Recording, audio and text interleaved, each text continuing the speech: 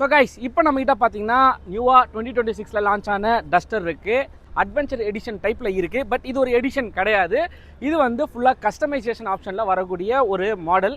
All wheel drive ஆப்ஷனுமே வரப்போகுது. இப்போ 2 wheel drive தான் லான்ச் பண்ணியிருக்காங்க.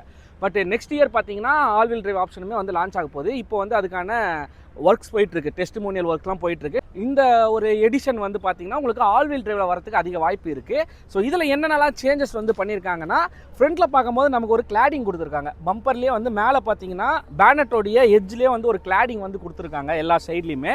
அண்ட் அதே மாதிரி இந்த சைடில் இருக்கக்கூடிய வென்ஸாக இருக்கட்டும் அண்டு ஹெட்லைட்ஸ் இருக்குது பார்த்தீங்கன்னா, ஹெட்லைட்ஸ்லையுமே இந்த எட்ஜ் எல்லாம் பார்த்தீங்கன்னா ஒரு கிளாடிங் மாதிரி வந்து கொடுத்துருக்காங்க. கிரே ஷேடில் மவுண்டைன் ஷேப்பில் வந்து ஒரு ஸ்ட்ரைப்ஸ் டிசைன் வந்து கொடுத்துருக்காங்க. இப்போ அப்படியே சைடில் பார்த்தோன்னா டஸ்டர் ஐகானிக்ன்ற ஒரு லோகோ வந்து வரும். பட் இதில் வந்து பார்த்தீங்கன்னா பிளாக்ன்றனால நமக்கு வந்து மெட்டல் ஃபினிஷில் வந்து கொடுத்துருக்காங்க.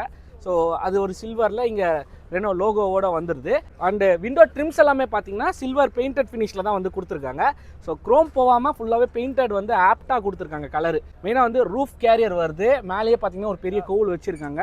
ஸோ அது வந்து ஒரு அட்வென்ச்சர் டிசைனுக்கு ஏற்றப்பல நிறைய பேர் வந்து அட்வென்ச்சர் பண்ண போகிறாங்க, இல்லை லாங் டிரைவ் க்ரூசிங் டூரிங் போகும்போது இந்த ரூஃப் கேரியர் வந்து தேவைப்படும். அதுக்காக வந்து இந்த செட்டப் வந்து கொடுத்துருக்காங்க. அண்ட் இந்த இடத்துல நீங்கள் டீக்கர்ஸ் பார்க்கலாம். இதெல்லாமே வந்து அந்த மவுண்டெயின்ஸை குறிக்கக்கூடிய ஒரு டீக்கர்ஸ் தான். நமக்கு ஏற்கனவே வந்து நம்ம ஹோண்டா எலவேட் அட்வென்ச்சர் எடிஷனில் இதே டீக்கர் ஸ்டைல்ஸை நம்ம பார்த்துருப்போம். ஸோ இதுலேயுமே வந்து அதே மாதிரி அட்வென்ச்சர் எடிஷனை குறிக்கிற விதமாக இந்த டீக்கர்ஸ் வந்து கொடுத்துருக்காங்க. ரியர் டெயில் லைட்ஸுக்குமே நீங்கள் பார்த்தீங்கன்னா சேம் நான் சொன்ன மாதிரி அந்த ஒரு சில்வர் குரோம் ஃபினிஷில் வந்து இந்த ப்ரொடெக்டர் மாதிரி வந்து கொடுத்துருக்காங்க.